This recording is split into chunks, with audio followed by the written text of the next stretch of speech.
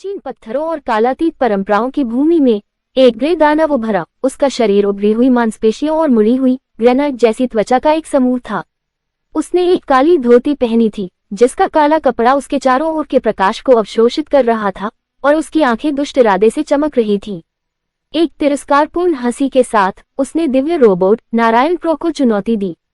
Narayan pro नीली धातु की एक विशाल आकृति, वीर और अधिक खड़ा था। उसकी चमकती हुई सतह तेज धूप को प्रतिबिंबित कर रही थी।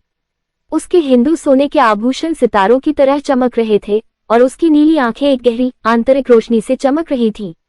वह महान दिल और महान भावना वाला रोबोट था और वह राक्षस की चुनौती से पीछे नहीं हटेगा।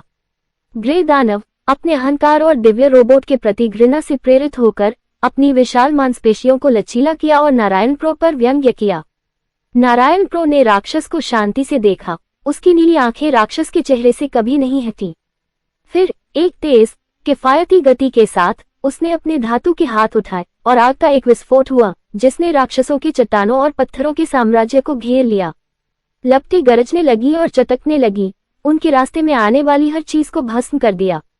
ग्रे दानव पीछे की ओर लड़खड़ा गया। उसकी आंखें सदमे और क्रोध से चौड़ी हो गईं क्योंकि उसका साम्राज्य उसके चारों ओर जलकर राख हो गया। नारायण प्रो लंबा खड़ा था। उसकी नीली आंखें दिन के उजाले में सितारों की तरह चमक रही थीं।